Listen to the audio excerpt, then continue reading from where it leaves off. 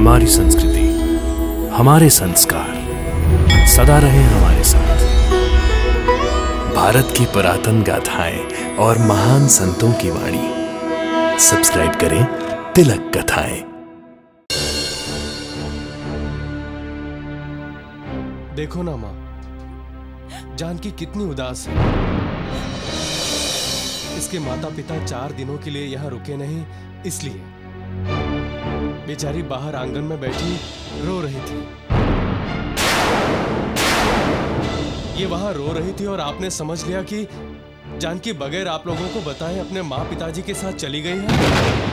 माँ, वो लोग आए और चले गए, कम से कम तुम्हें तो उन्हें रोकना चाहिए था। भाभी, चलो माँ तो पुराने ख्यालात की है, शायद रिश्तों की मर्यादा में बंधी है, लेकिन आपको तो उन्हें रोकना चाहिए था। क्या कहेंगे वो? कहेंगे कि इस घर के लोग संस्कारी नहीं हैं। कहते होंगे बस कहने भर के लिए अमीर हैं, बड़ी जमीन है, हवेली है, जायदाद है, लेकिन दिल के कंगाल हैं। क्या हम सब इतने कंगाल हो गए हैं भाभी?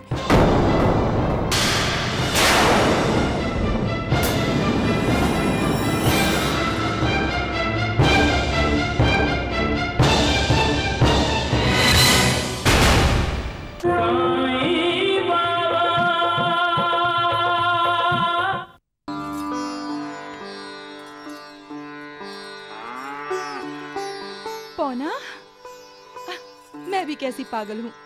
पौना यहाँ कैसे?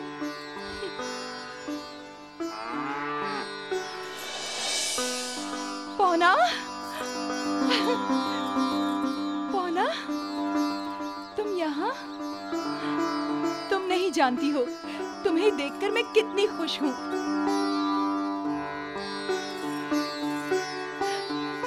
अच्छा पौना, ये बताओ कि माँ कैसी है? पिताजी कैसे हैं? बहुत अच्छे हैं। अरे पौना, ये तुम बोल रही हो? नहीं, ये तो मैं बोल रहा हूँ बेटी।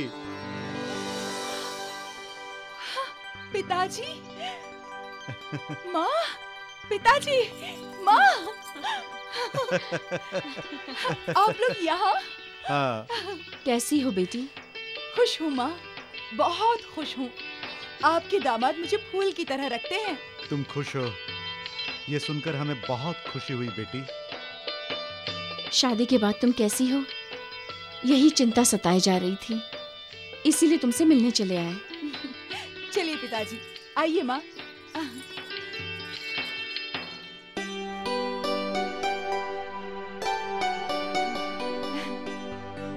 बैठिए पिताजी, बैठिए माँ। हाँ हाँ। बहुत बड़ा घर है बेटी। अरे बड़ा घर नहीं सरस्वती, ये तो बड़ी हवेली है। अरे नामू। जी भाई जी। खेत पर जाकर छोटे जमींदार जी को बता देना कि आस्त गांव से उनके सास और ससुर आए हैं। जितना जल्दी हो सके घर पर आ जाए। जी भाई जी। जानकी, तुम्हारे घर वालों का व्यवहार तुम्हारे साथ कैसा है? सब लोग बहुत अच्छे हैं माँ, मुझसे बहुत प्यार करते हैं। आप लोग बैठिए ना, मैं पानी लेकर आती हूँ।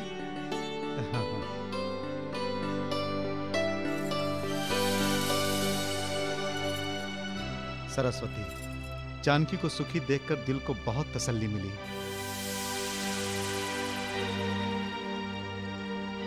भगवान का शुक्र है, हमारी जानकी बहुत खुश है।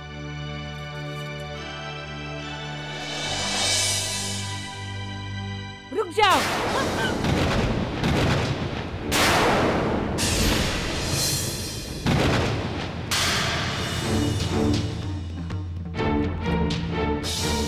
माँ, पिताजी, ये है माँ जी, मेरी सासू माँ।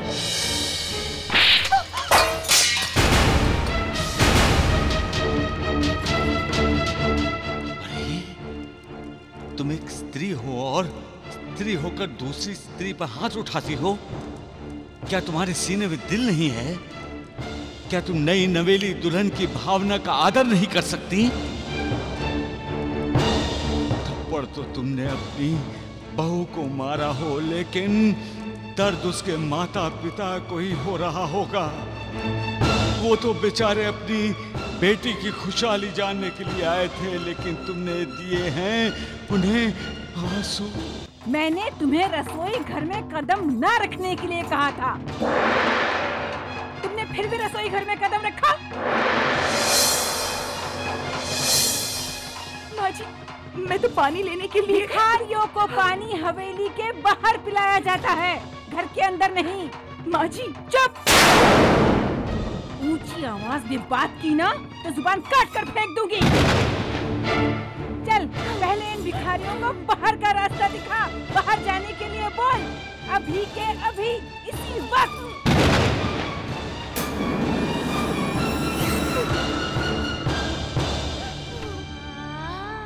जानकी, तुम तो कह रही थी तुम बहुत खुश हो, यहाँ बहुत सुखी हो। क्या यही तुम्हारा सुख है? हाँ माँ।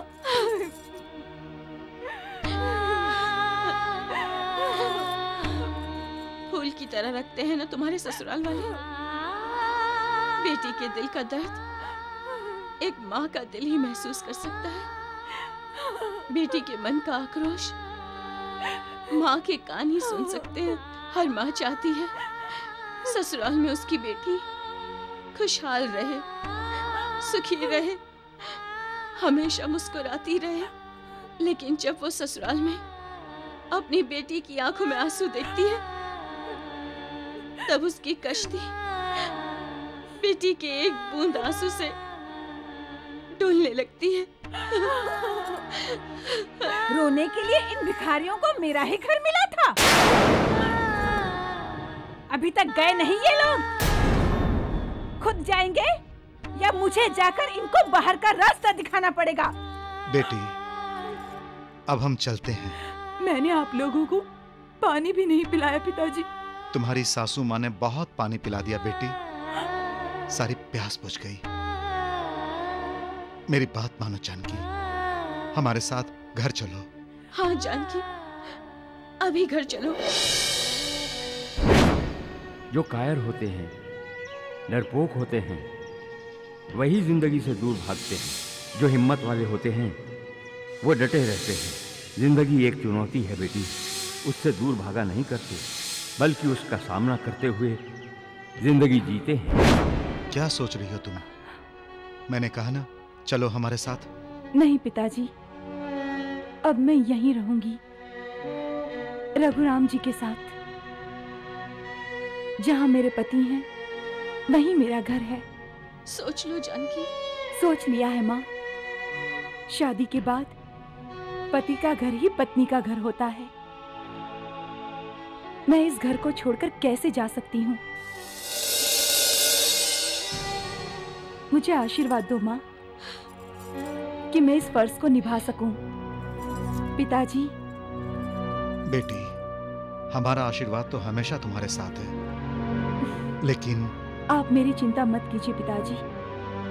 आपकी बेटी अब कमजोर नहीं है और ना ही अकेली। वो है ना मेरे साथ। चलो जानकी की माँ, अब हमें चलना चाहिए। सदा सुखी रहो बेटी। तुम्हारे सारे दुख मेरे रास्ते में पड़े। माँ। जानकी की माँ, अब चलो, वरना फिर से हमारा अपमान होगा। हम तो सह लेंगे, लेकिन अपनी बेटी को सहते हुए नहीं देख सकते।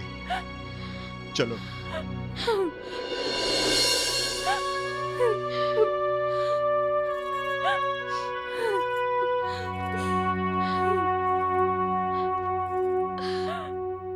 माँ, पिताजी।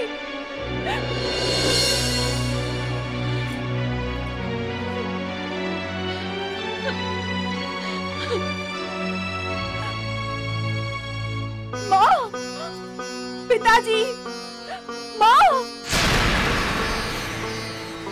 जानकी के लिए मैं ये साड़ी लाई थी, वो हमारे ही पास रह गई। अब भूल जाओ जानकी को। ये क्या कह रहे हैं आप? ये मैं नहीं, हालात कह रहे हैं सरस्वती। नहीं, हमें अब जानकी को भूलना ही होगा। नहीं। पिताजी, माँ, पिताजी,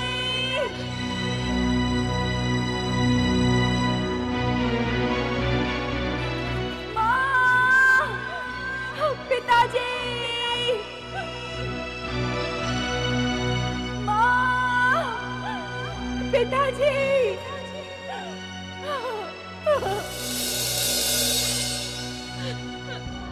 कहाँ चले गए आप लोग? मुझसे भूल हो गई, मुझे माफ कर दीजिए पिताजी, मुझे माफ कर दो माँ।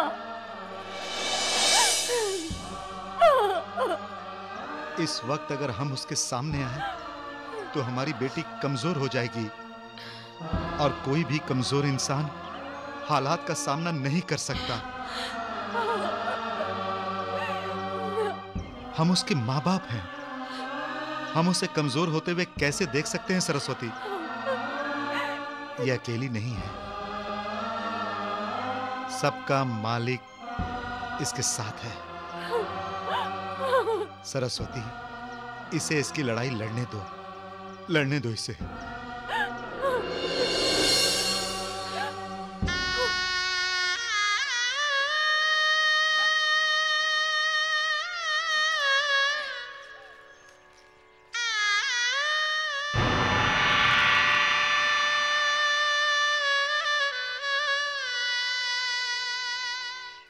शादी के बाद बेटी क्या अपने माता पिता के लिए पराई हो जाती है? क्या बेटी पर माता पिता का कोई हक नहीं रहता? हमारे जानवरों पर जब कोई हाथ उठाता है तब तो हम हाथ उठाने वाले से झगड़ा कर लेते हैं, लेकिन बेटी पर हाथ उठाने वालों के सामने खामोश क्यों रह जाते हैं? क्यों भीगी बिल्ली बन जाते हैं? क्यों? वो बेटी के ससुराल वाले हैं इसलिए?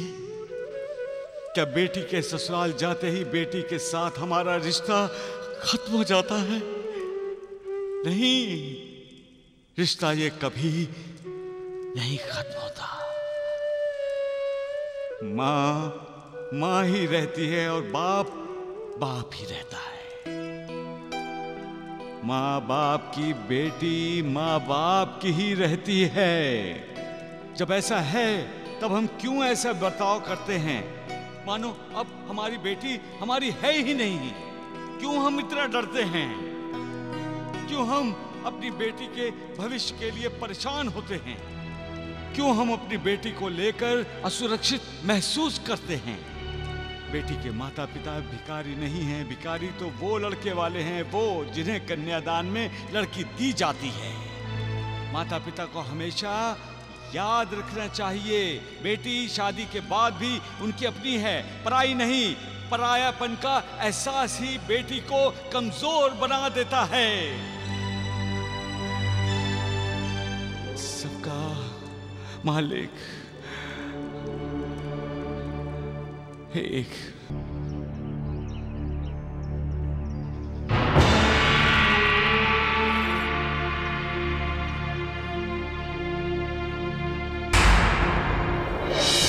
बहू, घर का दरवाजा बंद कर दो। मैंने कहा बहू, घर का दरवाजा बंद कर दो। वो भिखारियों की लड़की फिर से इस घर में कदम न रखे। सुना नहीं तुमने मैंने क्या कहा? लेकिन माँ जी, हमने दरवाजा बंद कर दिया तो जानकी जाएगी कहाँ? वनवास में? तुम्हें क्या करना है? जैसा मैं कहती हूँ जाओ वैसा करो, जाओ।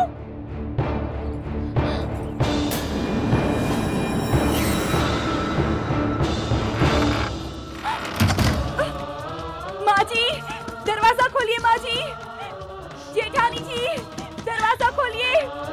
माँ जी, दरवाजा खोलिए। माँ जी, जेठानी जी, दरवाजा खोलिए।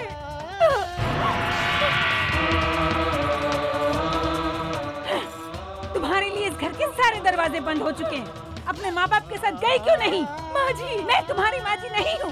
जाओ जाओ यहाँ से। माँ जी, दरवाजा खोलिए माँ जी, दरवाजा खोलिए।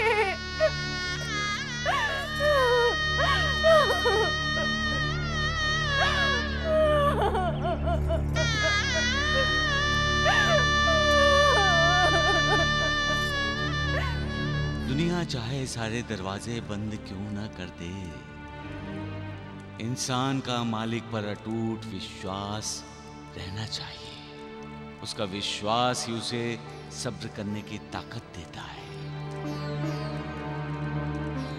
ऐसे समय में उसकी भक्ति ही उसकी शक्ति बन जाती है। उसकी आस्था और श्रद्धा उसे हर हाल और हालात में विश्वास दिलाती रहती है कि मालिक उसके लिए कोई ना कोई दरवाजा खोल देगा।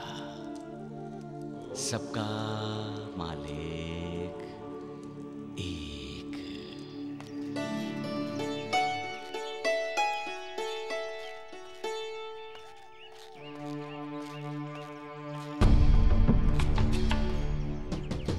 जानकी, भाभी, कहाँ गए सबके सब?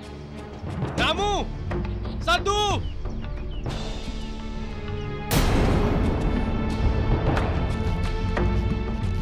दरवाजा बंद क्यों था भाभी? और वो जानकी के माता पिता आए थे ना, कहाँ हैं वो लोग? जानकी, जानकी, जानकी! रघु आए हैं। कमरे में तो कोई नहीं है, ना जानकी और ना मेरे सास ससुर जी। माँ, जानकी कहाँ है? मुझे क्या पता? माँ, तुम घर में रहती हो और तुम्हें पता नहीं कि जानकी कहाँ गई है? तुम भी ना माँ। अच्छा, तो क्या वो सारा काम मुझसे पूछकर करती है?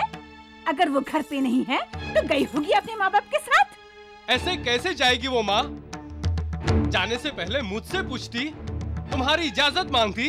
अच्छा, तो क्या इस घर में आने से पहले तुमने या उसने ली थी मेरी इजाजत? तो आज क्यों लेने लगी वो जाने से पहले मेरी इजाजत? जानकी, जानकी! पौना, ये तो पौना गाय की आवाज है।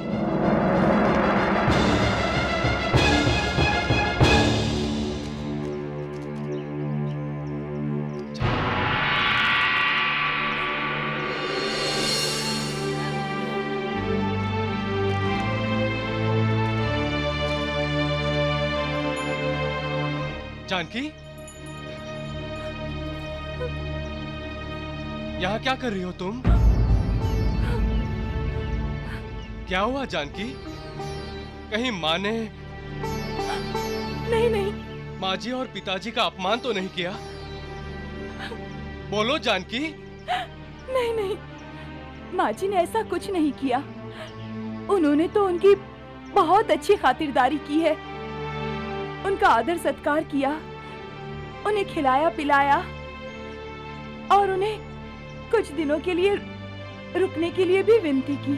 तो फिर वो रुके क्यों नहीं? उन्होंने कहा कि हम बेटी के घर कैसे रुक सकते हैं।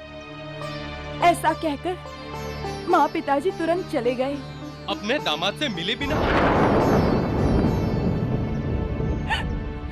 तुम्हें तो झूठ बोलना भी नहीं आता है जानकी। एकदम सीधी सादी हो तुम। जो तुम्हारे दिल में है वही तुम्हारी आंखों में भी दिखाई देता है। चलो चलो, अब घर चलो। घर के दरवाजे अब खुले हैं।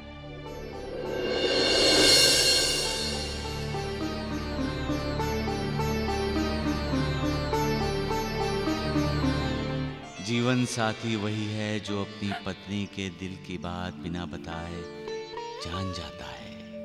उसका दुख महसूस करके उसे सुख देने की हर कोशिश करता है। अगर पत्नी की आंखों में आंसू हों तो उन आंसुओं को पोंछ होठों पर हंसी के फूल खिलाता है। जीवन साथी का अर्थ ही है नई उम्मीद, नई आशा। पत्नी का भविष्य और भविष्य के सुनहरे सपने, दुख सुख में पत्नी का साथ देने वाला, पत्नी की परछाई बनने वाला, पत्नी का मित्र, सखा, साथी। सबका मालिक एक। देखो ना माँ, जानकी कितनी उदास है। इसके माता पिता 4 दिनों के लिए यहाँ रुके नहीं, इसलिए बेचारी बाहर आंगन में बैठी रो रही थी।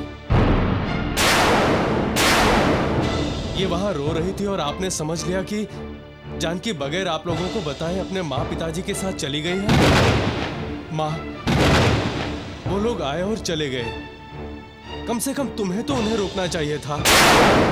भाभी, चलो माँ तो पुराने ख्यालात की है, शायद रिश्तों की मर्यादा में बंधी है, लेकिन आपको तो उन्हें रोकना चाहिए था।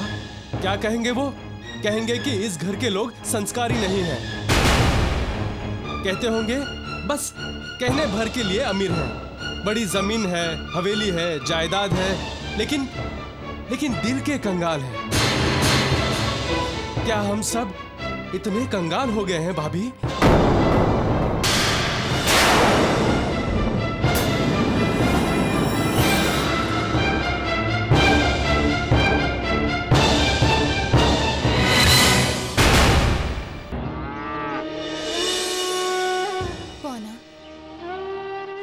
पिताजी की बहुत याद आ रही है। उनके साथ बहुत बुरा हुआ है। हम गरीब जरूर हैं पौना, लेकिन इज्जतदार हैं। पिताजी ने कभी किसी के सामने हाथ नहीं फैलाया, लेकिन आज उन्हीं की बेटी के घर में उन्हें भिखारी कहा गया। अच्छा, तो तुमने मेरे रघु के कान भरे, क्यों? मैंने नहीं माँ जी। नहीं? फिर उसने सभी को ताने क्यों मारे? उसने हमें बदतमीज क्यों कहा? उसने घर के सभी लोगों को अहंकारी क्यों कहा? माँ जी, मैंने उनसे कुछ नहीं कहा है। बहुत भोली बनती हो तुम। तुमने कुछ नहीं कहा, फिर भी रघु बेटे को हम दिल के कंगाल लगते हैं। आज तक जिसने आंख उठाकर नहीं देखा, उसकी नजरों में आज मेरी कोई इज्जत नहीं। तुमने मुझसे मेरा बेटा छीन लिया है, बेशरम मेरा बेटा।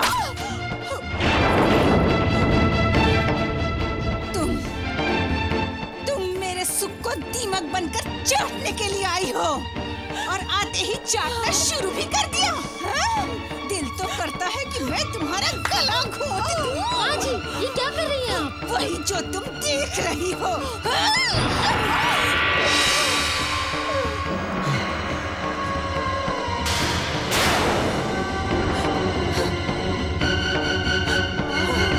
रुक जाओ, रुक जाओ।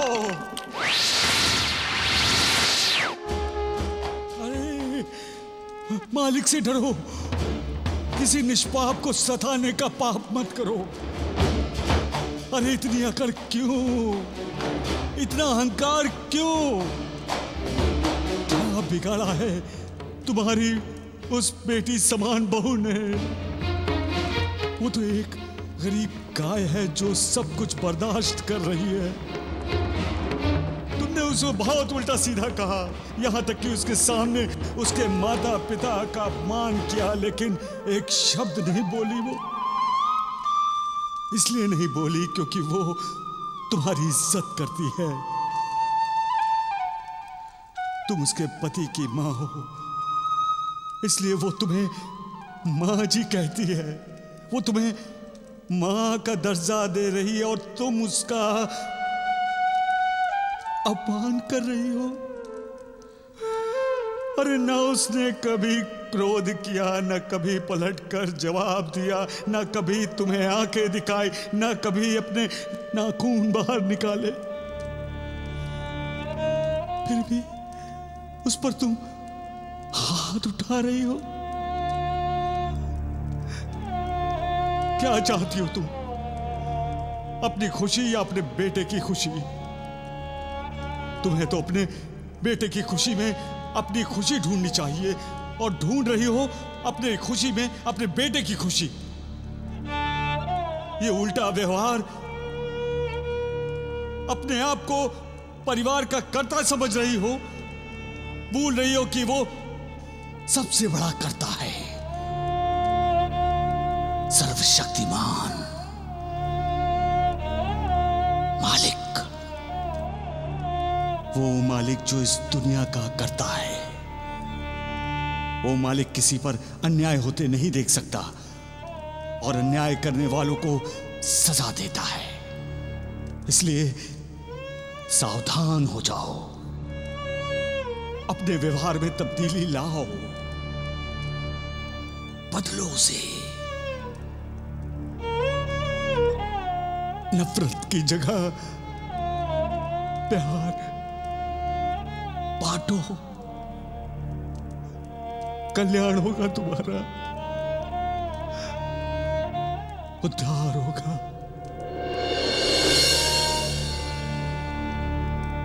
वरना जब मालिक की लाठी पड़ेगी तो आवाज नहीं करेगी, क्योंकि उसकी लाठी कभी आवाज करती ही नहीं।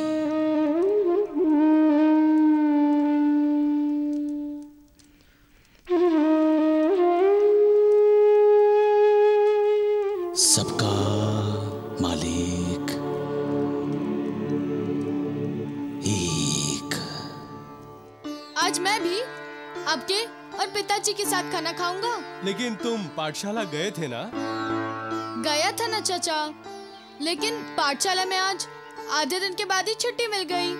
अच्छा, और तुम खाना लेकर चले आए? हाँ, और करता भी क्या, घर में तो हाय तौबा मची थी। क्या मतलब? दादी माँ जानकी चाची पर बहुत गुस्सा कर रही थी। अरे मैं तुम्हें यहाँ से चले जाने के लिए बोल रही हूँ। अरे ओ बेशरम, कुछ सुनाई पड़ रहा है कि नहीं?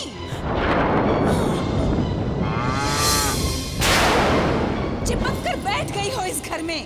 इतना कुछ कह रही हूँ मैं, जाती क्यों नहीं? कुछ शर्म हया है कि नहीं? चली जाओ हमारी जिंदगी से दूर। तुम हमारे लिए बद्दुआ हो, बद्दुआ। लातों की भूत बातों से नहीं मानोगी। हाँ।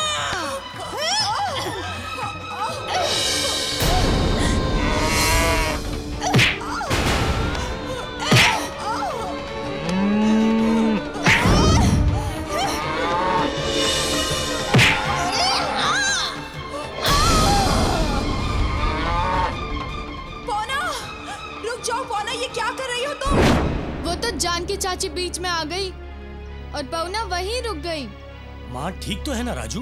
अहंकारी इंसान कैसे ठीक हो सकता है? जब अहंकार को ठेस लगती है तो इंसान दुखी होता है। जब उसके अभिमान को धक्का लगता है तो इंसान अशांत होता है। ऐसे समय में इंसान को अपने शरीर पर लगे जख्म उतना दर्द नहीं देते जितना दुख दर्द उसका अहंकार उसे देता है। इंसान का अहंकार ही इंसान के दिल में मान और अपमान को पैदा करता है। मान से इंसान को सुख मिलता है और अपमान से दुख। ये अपमान ही इंसान के दिल में ईर्ष्या, द्वेष, नफरत आदि विकारों को बुलावा भेजता है। इंसान सब कुछ भूल सकता है लेकिन अपने अपमान को कभी नहीं भूलता, और जो अपने अपमान को नहीं भूलता वो मौका मिलते ही सांप की तरह डंक मारना नहीं भूलता। सबका मालिक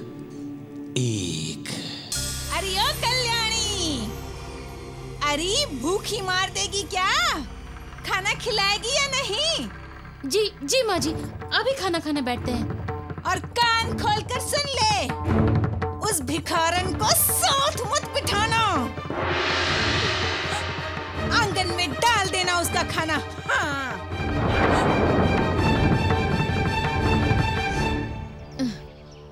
मैं घर जाऊं पिताजी? हाँ हाँ। भैया, मैं भी राजू के साथ घर जाता हूँ। राजू ने जो भी बताया उससे मन बड़ा बेचैन हो रहा है। ठीक है, चलो। शक और शंका दोनों पति पत्नी हैं। शक से शादी करने के बाद शंका ने अपने माथे पर सिंदूर की बिंदी लगाई है। वैसे भी इन दोनों में फर्क क्या है? दोनों ही तो इंसान को बेचैन कर देते हैं। शंका की वजह से इंसान कुछ अशांत हो जाता है और शक के कारण इंसान अपने मन की शांति खो बैठता है। शंका और शक की जोड़ी इंसान का शारीरिक और मानसिक स्वास्थ्य बिगाड़ देती है। शंका का निवारण हो सकता है, लेकिन शक इंसान को अंदर से खोखला कर देता है। खोखला उसका चैन छीन लेता है, उसकी नींद हर लेता है। शक एक बीमारी की तरह, मन सशक्त ना हो तो सिर्फ शक की वजह से वो अपनी और साथ साथ अपनों की जिंदगी भी बर्बाद कर सकता है। सशक्त मन के लिए मालिक के भक्त बनो। भक्ति में इतनी शक्ति है कि वो शक और शंका को मन में प्रवेश करने ही नहीं देती।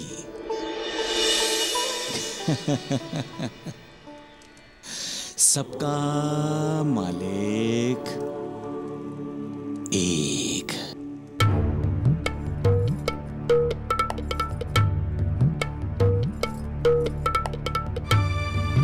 देवर जी, आप अचानक?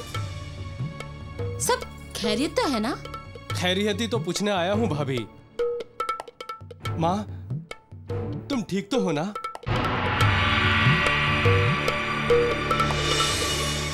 दादी ठीक है चाचा, तभी तो रोज से ज्यादा खाना खा रही हैं। राजू ने कहा कि पवना ने तुम्हें नीचे गिरा दिया है, इसलिए फौरन दौड़ा चला आया। शुक्र समझो कि मेरे हाथ और पैर साबुत बच गए। गलती आप ही की तो है दादी। जानकी चाची कितनी अच्छी हैं, फिर भी आप हमेशा उन्हें डांटते रहते हो। हमेशा? हाँ चाचा, हमेशा। राजू चुप रहो। हमेशा उन्हें भिखारन कहती रहती हूँ। माँ, भाभी, क्या राजू सच बोल रहा है? मैं आपसे कुछ पूछ रहा हूँ भाभी। अब बोलो, सच बोलो, चुप क्यों हो? क्या सोचा था तुमने? सच छुपाया जा सकता है? सच को क्या किसी पेटी में बंद करके अलमारी में रखा जा सकता है? सच को क्या दबाया जा सकता है? नहीं, कभी नहीं। क्या आप भी सच नहीं बताएंगी भाभी? ठीक है। जानकी कहाँ है? आप दोनों खाना खाने बैठी हैं, तो जानकी आपके साथ क्यों नहीं बैठी? जवाब दो। अगर तुमने जो कुछ भी किया है ठीक किया है तो जवाब दो। लेकिन तुमने जो कुछ भी किया है ठीक नहीं किया है तो जवाब नहीं दोगी, क्योंकि तुम झूठे हो और झूठा इंसान सच का सामना नहीं कर सकता, क्योंकि सच का सामना करने से डरता है।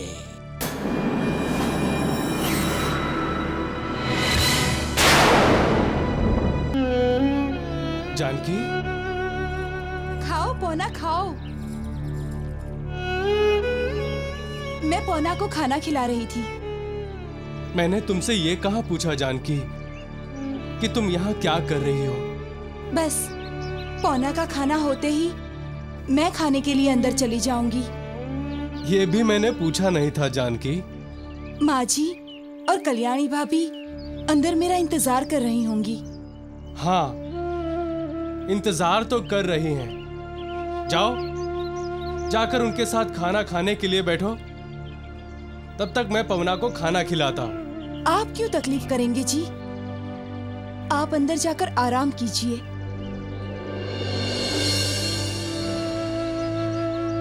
ऐसे क्यों देख रहे हैं आप? आज मुझे पछतावा हो रहा है जानकी कि मैं तुम्हारा ख्याल ठीक से नहीं रख सका। जितना ध्यान मुझे तुम पर देना चाहिए था उतना दे नहीं सका।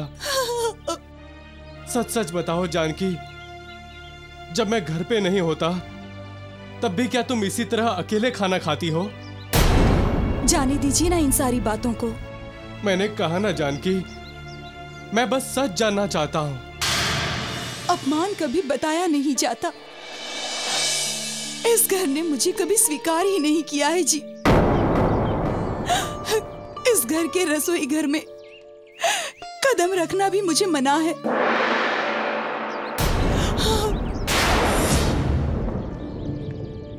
आपको कोई तकलीफ ना हो इसलिए मैं कभी बताती ही नहीं थी।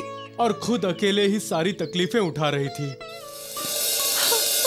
हमने शादी के समय एक दूसरे के सुख दुख में साथ रहने की कस्में खाई हैं जानकी।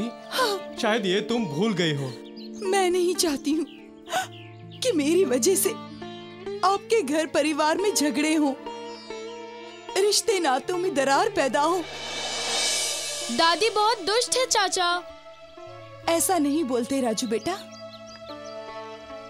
बड़ों का अनादर और अपमान नहीं, आदर और सम्मान किया जाता है। आदर और सम्मान किया जाता है। सम्मान किया जाता है। सम्मान किया जाता है।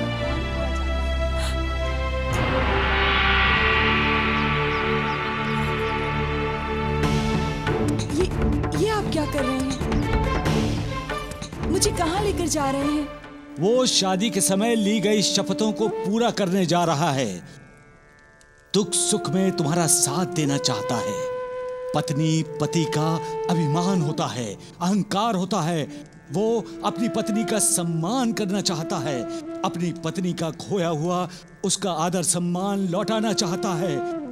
वो सबको बताना चाहता है कि उसकी पत्नी उस घर की बहू है और घर की बहू को उसका अधिकार मिलना चाहिए।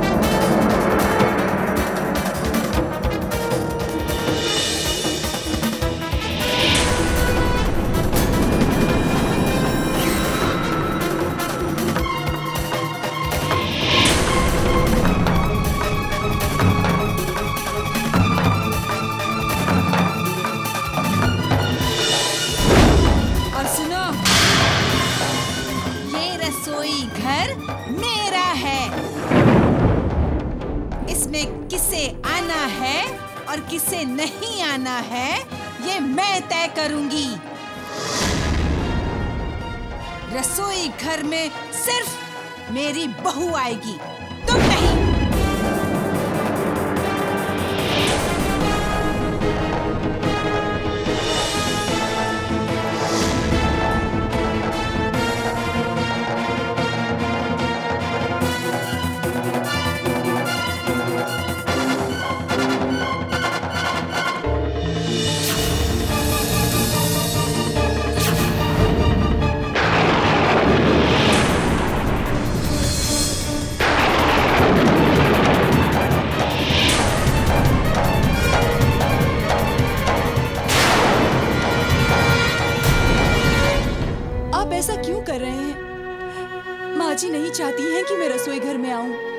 लेकिन मैं चाहता हूं जानकी, मैं चाहता हूं कि तुम इस रसोई घर में आओ।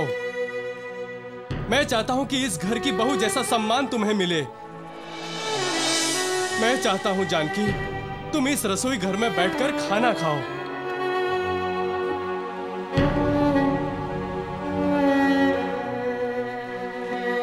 आओ, बैठो जानकी।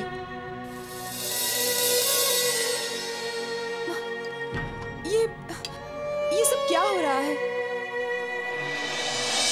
अब चाचा तुम्हें खाना परोसने वाले हैं चाची। सुनिए जी, जो कुछ भी सुनना सुनाना है खाना खाने के बाद ही सुनाना।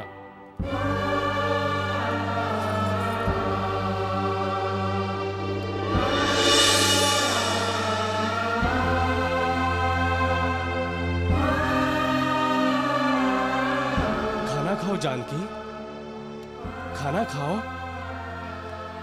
देखो, अगर तुम्हारे दिल में कोई भी डर है तो उस डर को अपने दिल से निकाल दो। मैं तुम्हारा साथी हूं जानकी, जीवन साथी। याद रखो जानकी, ये घर तुम्हारा है। इस घर परिवार पर तुम्हारा हक है, अधिकार है, जैसा कि इस घर परिवार का तुम पर। आज से और आज के बाद तुम खाना इस रसोई घर में ही खाओगी और इस रसोई घर में काम भी करोगी। तुमने अब तक जो भी दुख झेला है, अपमान सहा है, उसका दोषी मैं हूं जानकी। मैं तुमसे माफी मांगता हूं, मुझे माफ कर दो जानकी।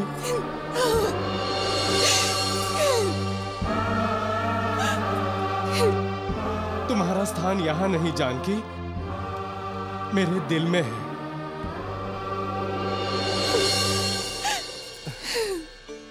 आसान काम नहीं है किसी के दिल में जगह बना लेना।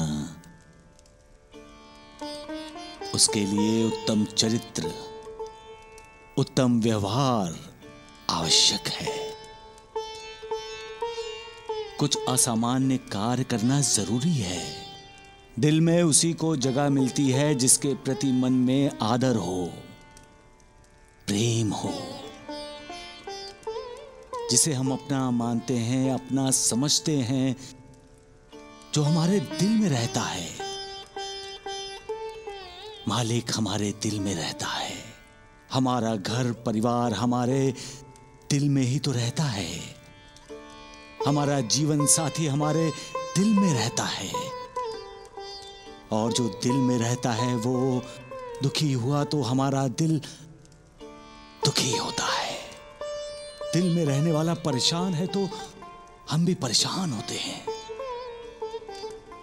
दिल में रहने वाले की जिंदगी में कुछ उथल पुथल मचती है तो हम बेचैन होते हैं, क्योंकि ये दिल का रिश्ता है जो दिल ने दिल से बना लिया होता है।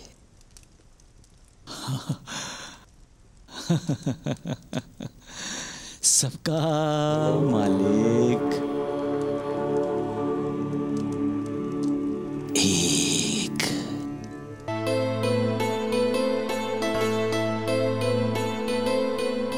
माँ, आज दाल में से बड़ी अच्छी खुशबू आ रही है।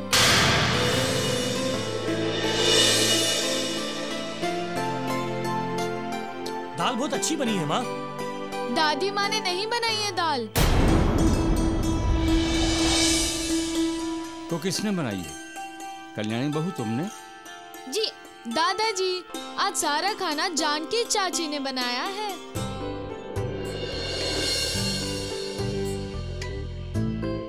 जानकी बहू ने? वाह जानकी बहू, सचमुच खाना बहुत स्वादिष्ट बनाया है, मजा आ गया।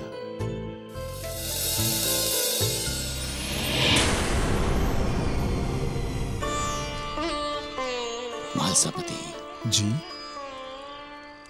दूसरों में जो गुण हैं, उन गुणों की तारीफ हर कोई नहीं कर सकता। दूसरों की तारीफ करने के लिए बड़ा दिल होना बहुत जरूरी है। लेकिन यहां बड़ा दिल है कितने लोगों के पास? है भी तो दिल को छोटा कर लेते हैं। दूसरों की तारीफ करने के लिए शब्दों की कंजूसी कर लेते हैं। लेकिन क्यों? क्योंकि लोग एक दूसरे से ईर्ष्या करते हैं, द्वेष करते हैं। दूसरों का उत्कर्ष उनकी तरक्की है जो उनसे बर्दाश्त नहीं होती। जो गुणी है, ज्ञानी है, अगर उनका उत्कर्ष होता है तो ये सहनशील हो जाते हैं। अपने दुश्मनों का भी बुरा नहीं चाहते। फिर भी अविचारी लोग उनका बुरा चाहते हैं, उन्हें अपना दुश्मन समझते हैं। ऐसे लोग कभी भी किसी का भला नहीं करते। अगर करेंगे भी तो बुरा ही, और सोचेंगे भी तो बुरा ही। मालिक की बनाई हुई ये दुनिया अच्छे लोगों की अच्छाई पर ही तो चलती है।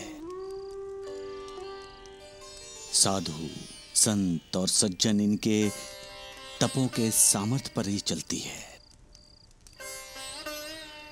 लोगों की दी हुई दुआओं पर ही तो चलती है।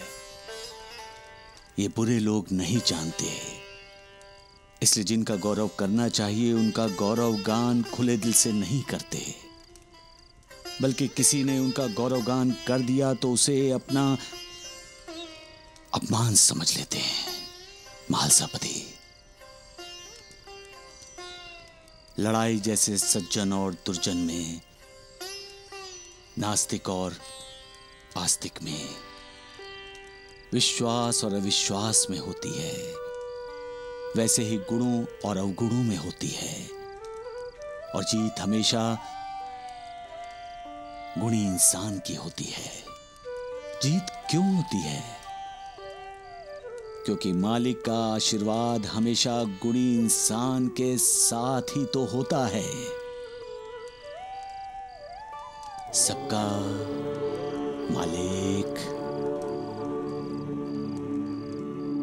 एक।